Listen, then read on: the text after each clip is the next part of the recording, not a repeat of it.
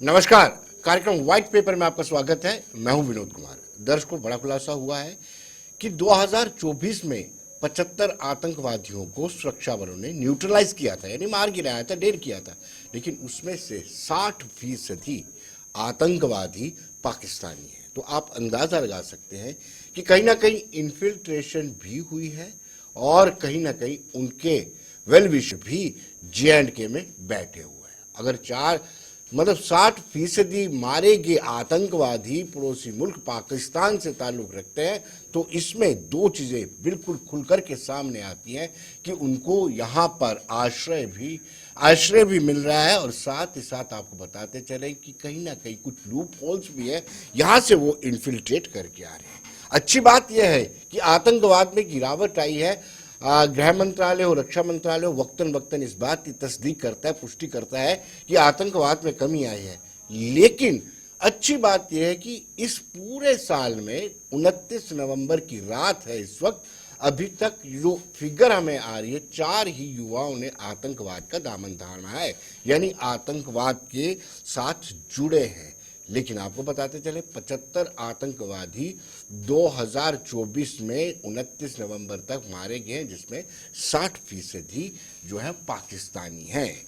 और इस वक्त हमारे साथ चर्चा के लिए रिटायर्ड कर्नल SS पठानिया, जो रक्षा विशेषज्ञ हैं और साथ ही साथ सैनिक समाज पार्टी के चीफ भी हैं। पठानिया साहब, आपका स्वागत है। साथ में सरबजीत सिंह जौहल, बीजेपी से ताल्लुक रखते हैं, किसान मोर्चा के UT अध्यक्ष भी हैं, आपका भी स्वागत है। और जगदीप सिंह सहाफत से राजनीतिक तक का रास्ता तय करने वाले जो कांग्रेस के प्रवक्ता हैं, वो भी, आपका भी स्वागत है। शुरुआत में पठानिया साहब से करूंगा। पठानिया साहब, अभी तक जो न्यूट्रलाइज हुए हैं 2024 में, ये कहा जा रहा है कि उसमें से 60% पाकिस्तानी हैं। ये कितना चिंता का विषय है? जी पठानिया साहब। पठानिया साहब, I am audible? Vinod ji, आवाज आ रही है आपको? जी बिल्कुल आ रही है। मेरी आवाज आ रही हाँ है जी। आप? जी। विनोद जी, आवाज आ रही है? हाँ, यस यस। हाँ हाँ, आपकी आ रही है।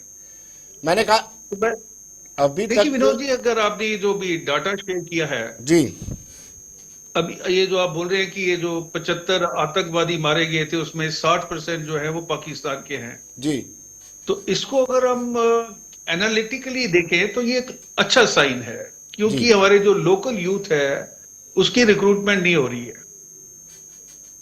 दूसरी बात जो इससे उभर के सामने आती है कि पाकिस्तान का जहां तक सवाल है, वो अपनी आतंकवादी गतिविधियों से कभी भी पीछे नहीं हटेगा। अगर उनको लोकल रिक्रूट नहीं मिलते हैं तो वो या तो अपने पाकिस्तानियों को यूज करेगा, या ये जो मिलिटेंट ग्रुप घूम रहे हैं, तालिबान वगैरह के जितने भी ISIS, वो सबको उनको यूज करके पैसे देके एज ए मर्सनरी उनको यूज करेगा और इंश्योर करेगा कि JNK के अंदर ये जो घटनाएं हैं, मिलिटेंसी रिलेटेड घटनाएं, उसमें कमी ना आए। अभी आपने देखा होगा कि इलेक्शन के ठीक बाद एक बहुत ज्यादा तेजी से साथ ये जो मिलिटेंट रिलेटेड एक्टिविटीज थी वो शुरू हुई। यहां हमारे कंफ्यूजन चल रहा था कि भाई लॉ एंड ऑर्डर जो है वो किसकी प्रॉब्लम है, हम उमर अब्दुल्ला जी को ब्लेम करें या LG को ब्लेम करें। लकीली वो सारी चीजें अभी रुक गई हैं, लेकिन हमें इसके ऊपर जो अपनी कार्रवाई करनी पड़ेगी। देखिए, आपने बिल्कुल सही कहा है कि ये लोग आ कैसे रहे हैं और उनको कौन दे रहा है, उनको जो सेफ है वो कौन प्रोवाइड कर रहा है, और उनको जो है गाइड कौन कर रहा है, और उसको रोकने में हम सफल अभी तक क्यों नहीं हो पाए। देखिए, बड़ा सिंपल सा सिस्टम है। ये लोग या तो LOC से आते हैं या IB से आते हैं। IB और LOC के अंदर गैप्स हैं जिसका ये यूटिलाइज कर रहे हैं, लोकल गाइड है। उसके बाद ये एक जगह पर आते हैं जहां पर उन्होंने जो कार्रवाई करनी होती है जी या मिलिटेंट रिलेटेड एक्टिविटी करनी होती है, उसको उनके लिए रेकी भी कराई जाती है, और स्थानीय लोग जो हैं वो उनको संरक्षण भी दे रहे हैं। और उसके बाद ये घटनाओं के बाद आपने एक और चीज नोट की होगी कि ये पकड़े नहीं जाते हैं। एक नया ट्रेंड निकल के आया है कि एक जो है अनजान ग्रुप, वो बाहर से आता है, पाकिस्तान से आता है, उसको इस जगह पर कोई उसको नॉलेज नहीं है, और उसके खिलाफ पूरी दुनिया भर की फौज, पुलिस, लोकल रिसोर्सेज सब उसके खिलाफ लगे हुए, उसके बावजूद भी वो घटनाओं को अंजाम देता और फिर वो फरार हो जाते हैं। तो इसको भी हमें अवलोकन करना पड़ेगा कि हमारी जो कमियां हैं वो कहां कहां पर हैं। हमारी इंटेलिजेंस में कमियां हैं, हमारी जो एरिया डोमिनेशन में कमियां हैं, हमारी ड्रिल्स में कमियां हैं, या हमारी जो पेशेंस की हमारे अंदर कमी है, क्योंकि ये लोग आपको ट्रैप कर रहे हैं। जी आपने देखा हो बहुत ज्यादा जगह पे इनको एक इंफॉर्मेशन मिल जाती है, आर्मी चली जाती है, बिल्कुल। उस जंगल में 1 या 2 ट्रेल होती है जिससे ऊपर जा सकते हैं, उसके ऊपर इनके ऊपर अटैक किया जाता है, उसके बाद वो निकल जाते हैं। जी तो ये कहीं ना कहीं गड़बड़ है जिसका हमें संज्ञान लेना पड़ेगा और इसको सुधारना पड़ेगा। जी सरबजीत जी, ये भी आरोप लगते हैं, विपक्ष लगातार आरोप लगाता है कि रेडिकलाइजेशन की जो सोच है आपकी, उसकी वजह से भी इनको आश्रय देने वाले, उनको सपोर्ट करने वाले तैयार होते हैं। जी सरबजीत जी। जी विनोद जी, ये सही बात है कि पिछले दिनों ये आतंकवाद की जितनी भी घटनाएं हैं उनमें कमी आई है, लेकिन जो टारगेट किलिंग है इससे थोड़ा उन्होंने डाइवर्ट किया है। जी बहुत सारी टारगेट किलिंग पिछले साल, इस साल भी इक्का दुक्का बाहर जाते हैं ऐसी आई। तो आतंकवादी बिल्कुल रिवॉल्वर, एक छोटे हथियार के साथ आते हैं और अपना मिशन जो है वो पूरा करके फिर वो चले जाते हैं। तो ऐसा देखने में मिला है, लेकिन ओवरऑल देखा जाए तो आतंकवाद जो पाकिस्तान स्पॉन्सर्ड आतंकवाद था उसमें काफी कमी आई है। और यहाँ पर सबसे अच्छी बात यह है कि यहाँ जो लोकल रिक्रूटमेंट थी उसमें काफी गिरावट आई है। पहले जो धड़ल्ले से यहाँ की सरकारें समझ ली, हमारी पॉलिसी वैसी नहीं थी, उसमें धड़ल्ले से यहाँ लोकल रिक्रूटमेंट हो रही थी। लेकिन अब चूंकि केंद्र की सरकार और यहाँ की पैरामिलिट्री फोर्सेस और यहाँ की हमारी फोर्सेस, आर्मी सब मिलके जो इनकी कोऑर्डिनेशन है, इसमें 24 आवर में जो भी आतंकवादी की लाइन पे चलने के लिए कोई युवा आता है आगे, उसको इमीडिएटली या तो अरेस्ट हो जाता है या वो न्यूट्रलाइज हो जाता है। तो ये एक अच्छी पॉलिसी है और मैं समझता हूँ कि पैरामिलिट्री और आर्मी की और यहाँ हमारी जम्मू कश्मीर पुलिस की भी बहुत ज्यादा अच्छे तालमेल है और ऐसा चाहिए। इसीलिए आज आतंकवाद में जम्मू कश्मीर में गिरावट आई है। और पाकिस्तान स्पॉन्सर्ड मिलिटेंट्स भी जो हैं, जो वो भी आतंकवादी हैं, वो भी एक सीमित लोग आते हैं, लेकिन इमीडिएटली हमारी जो फोर्सेस है आज वहां बिल्कुल सक्षम है, पहले की तरह नहीं है कि बहुत सारे जो हाइड थे उनके जो ऐसे सिस्टम थे कि जो ओपन नहीं होते थे, लेकिन आज बड़ी जल्दी हमारी सिक्योरिटी फोर्सेस उसको न्यूट्रलाइज करती है। मैं समझता हूँ कि ऐसे ही रहा तो बहुत जल्दी हम चलिए आतंकवाद से फ्री होंगे। जगदीप जी, जिस तरीके से आप ऐसी पॉलिटिकल, आप राष्ट्रीय पार्टी है, आप ऐसी पॉलिटिकल पार्टी को अपना अलायंस बनाते हैं जो पाकिस्तान से बातचीत करने की बात करती है, जो राजनीतिक बंदियों को छोड़ने की बात करती है, ये चीज़ें प्रेरित करती हैं शायद कुछ फैक्टर को, कुछ सेक्टर्स को, कुछ लोगों को, जो इनको आतंकवादियों को आश्रय देते हैं या फिर कहीं ना कहीं शेल्टर देते हैं। विनोद जी आभार। मैं आपके सवाल पर आऊंगा, पहले जरा मैं थोड़ा सा आपको बैकग्राउंड बता दूं। पठानिया साहब की आवाज ना साफ नहीं आ रही थी, क्योंकि वही वाहिद एक व्यक्ति है जो बड़ा बेहतर पकड़ रखते हैं पिटंची की, पर मैं सुन नहीं पाया उनको सलीके से। जी देखिए, अभी बात हो रही थी कि जम्मू कश्मीर में आतंकवाद में कमी आई।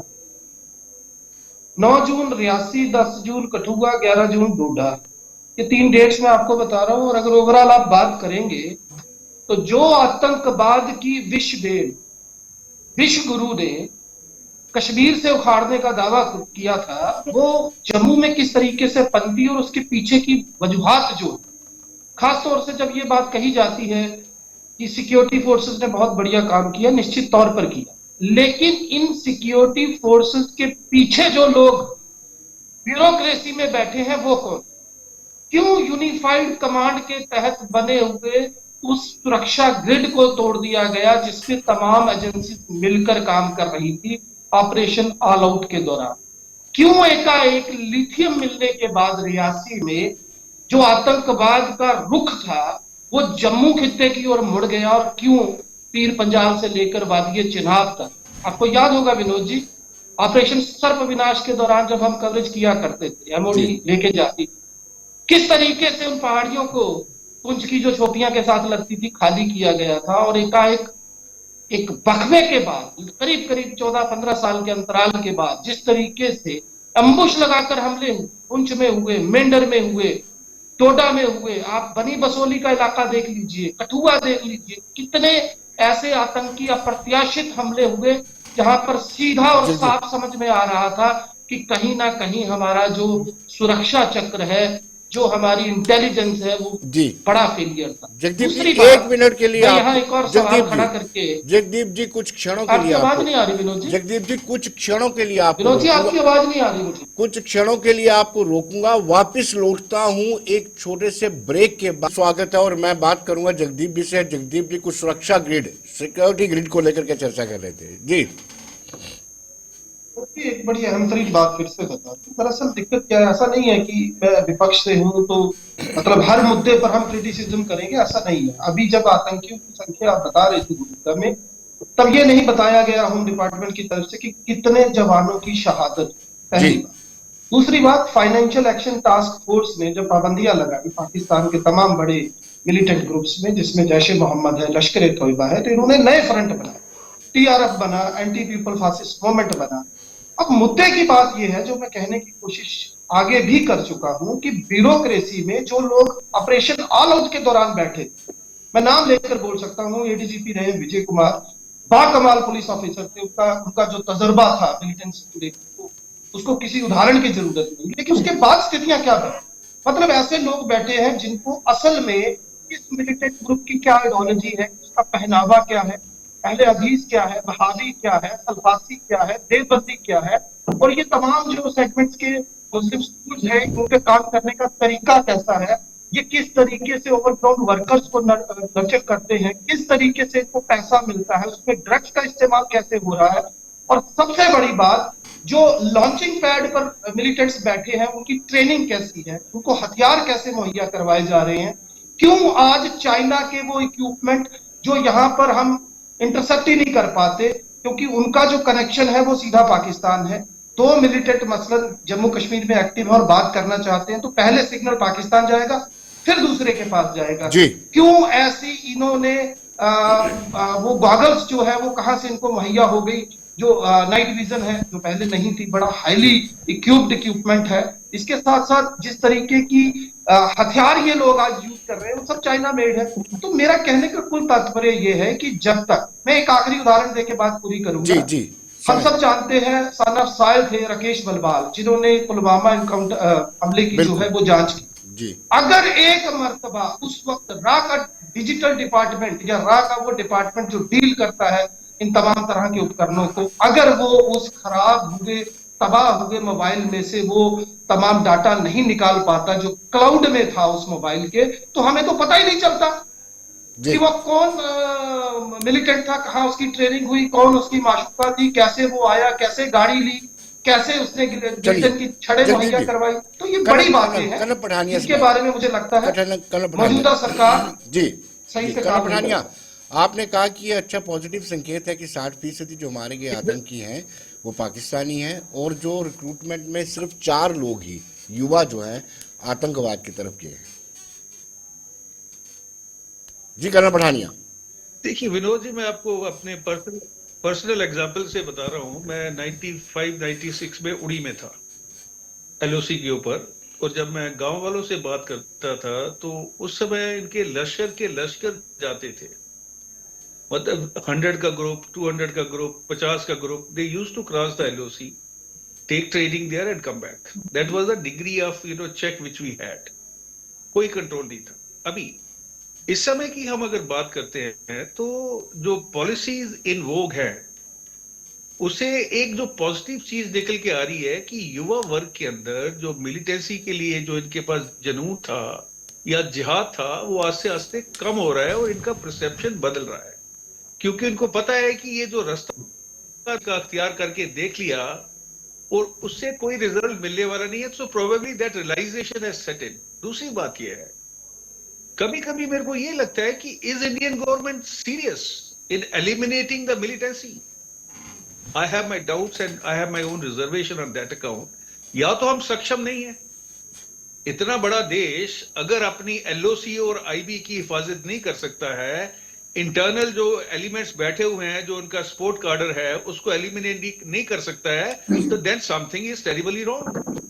दूसरा, इंटेलिजेंस एजेंसी क्या वो एक छतरी के नीचे काम कर रही है? Again I have my doubt. अभी जगदीप जी बात कर रहे थे यूनिफाइड कंसेप्ट, वो सिर्फ पेपर में है, आप देखेंगे ग्राउंड के अंदर कहीं नहीं है। और जब ये मिलिटेंसी की घटनाएं बढ़नी शुरू हुई थी पोस्ट इलेक्शन, उस समय you see ISI is very very strategically चलते हैं वो लोग। ये लोग आपकी वल्नरेबिलिटी देखते हैं, उस पर एक्सप्लॉइट करते हैं। उनको पता था कि अभी ब्लेम गेम शुरू हो जाएगी कि भाई किसको जिम्मेवारी कौन लेगा, एलजी साहब लेंगे या उमर अब्दुल्ला जी लेंगे। तो उन्होंने उसको वाइड को पूरी तरह से एक्सप्लॉइट किया। इसके बाद एक और जो अभी चीज रिजल्ट निकल के आया, आपको याद होगा इस समय कुछ महीने पहले जब जम्मू में ये अटैक बढ़ गए, तो एक brigade strength 3000 people along with 500 commandos they were inducted। अभी असम राइफल का इंडक्शन का भी प्रोसेस चल रहा है। इसके अलावा 75 इन्होंने पोस्ट बनाई थी जहां पर ये बीएसएफ, लोकल पुलिस और सीआरपीएफ अपना एरिया डोमिनेशन करेंगे। और ये सारा जो वाइड क्रिएट हुआ था, वो इसलिए क्रिएट हुआ था कि गलवान के अंदर हमने एडिशनल ट्रूप्स को इंडक्ट करना था। अच्छा, आईएसआई को आप मान लीजिए कि सारी इंफॉर्मेशन है, तो उन्होंने उस सिचुएशन को पूरी तरह से एक्सप्लॉइट किया। और अभी जो रिजल्ट आ रहे हैं वो इसलिए है कि ये जो एडिशनल स्ट्रेंथ जो लगाई गई है, जिससे आपका एरिया डोमिनेशन, एरिया पेट्रोलिंग, और उसके बाद पाकिस्तान की जो इंटरनल प्रॉब्लम है, देखिए पाकिस्तान इस समय अफगानिस्तान से लड़ रहा है, वो टीटीपी से लड़ रहा है, वो अपने जो बलूचिस्तान में लिबरेशन आर्मी है उससे लड़ रहा है। तो इनके जो अपने हाथ हैं वो बहुत जगह से बंधे हुए हैं। So probably for the time being there will be less threat of militancy, but उसके बाद अगर वो चीजों को कंट्रोल करते हैं तो आप देखिए एक नई लहर आएगी, again the thing will start। चलिए, and somewhere we are lacking, we have to make sure कि हम अपने घर को संभालें rather than blaming the Pakistan, because Pakistan तो सुधरेगा नहीं। उनकी वो अपनी सरकार है। सरबजीत जी से जानना है, उनको सरबजीत अपनी जी आपके आर्मी कार्यकाल पाकिस्तान में की तभी तक जब सर्वाइव करेगी जी जब तक जी ये बिल्कुल मिलिटेंसी रहेगी। बिल्कुल बिल्कुल बिल्कुल। सरबजीत जी, आपके टेन्योर में एक वक्त ऐसा था जब कहा जाता था जम्मू संभाग से आतंकवाद खत्म हो चुका है। अब जम्मू संभाग की ऐसी कोई डिस्ट्रिक्ट नहीं है यहाँ पर आतंकी गतिविधियां ना हुई हों, और ये तो आपको तस्लीम करना ही पड़ेगा।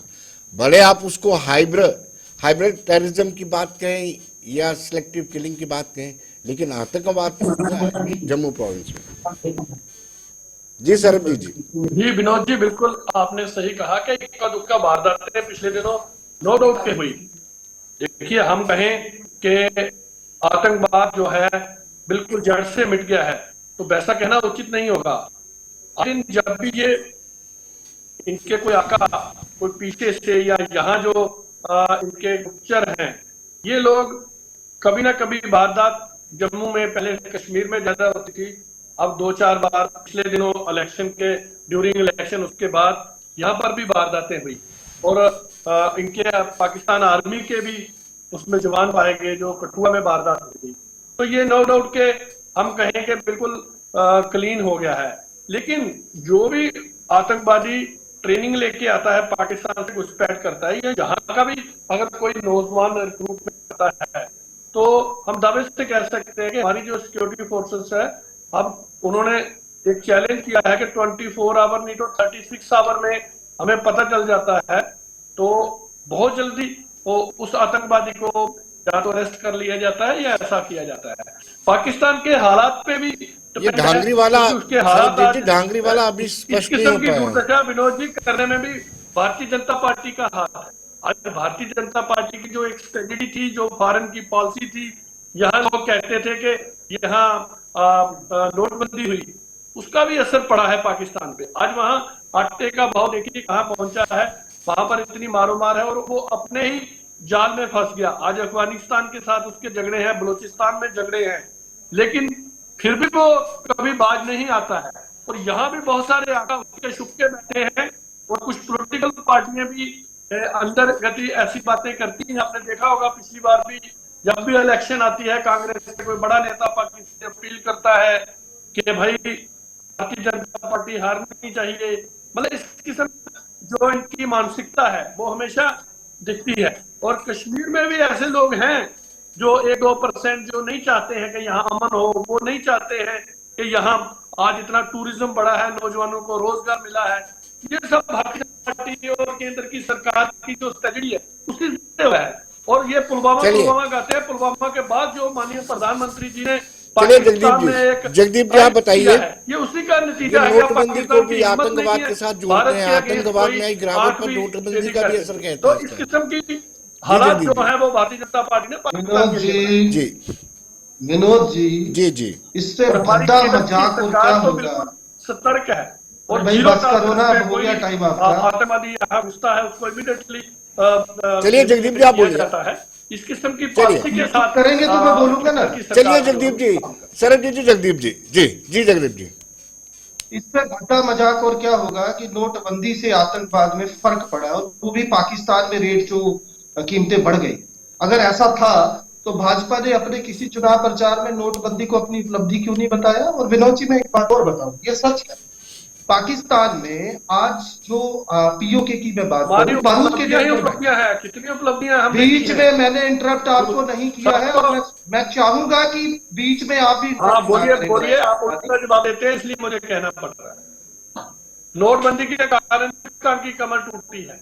अरे बात कीजिए आप, नोटबंदी का मत कीजिए, आपकी पार्टी नहीं करती है, और उसी में उनकी इकॉनमी चलती थी पाकिस्तान विनोद जी, पाकिस्तान की इकॉनमी इस मीनिंगलेस डिबेट कर रहे हैं। आपको इस तरीके से नहीं होता है, ये सलीका नहीं है विनोद जी। जगदीप जी आप बोलिए ना, फिर तो डिबेट हो ही नहीं पाएगा। जी मैं कह रहा हूँ नोटबंदी अगर आपकी उपलब्धि है तो बताइए ना, कभी किसी चुनाव प्रचार में हिम्मत हुई आपके किसी नेता की बात करने की? और किस तरीके का वाहियात मजाक किया जा रहा है पाकिस्तान में आपकी नोटबंदी क्या हुआ है। नोटबंदी में अब मैं बताता हूँ, पाकिस्तान की कमर टूटती है। जी बोलिए जगदीप जी आप बोलिए ना। जो जाली करेंसी जगदीप जी आप कैरी ऑन कीजिए। मेरा ये तरीका नहीं है, मेरा ये तरीका नहीं है विनोद जी। जाली नोट होता था, ये सारा पाकिस्तान की देन थी। जगदीप जी समय का मैं एक बार बोलिए आप। जो है वो जो जाली नोट हम नोटबंदी कहा जा रहे हैं विनोद जी, इनको चुप करवाइए। मैं एक चीज बोल के बात खत्म करता हूं। देखिए आज जो पीओके है वहां पर जो बिजली और आटा, में दो चीजें बताऊंगा आपको, एग्जांपल दूंगा जी। बिजली वहां पर 14 गुना महंगी जो है वो बेची जा रही है, 64 रुपए प्रति यूनिट, और आटा जो है वो 6 गुना महंगा है।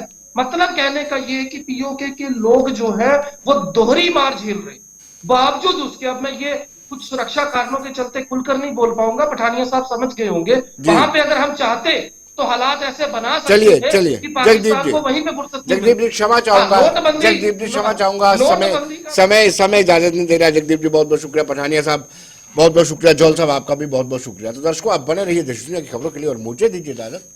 नमस्कार।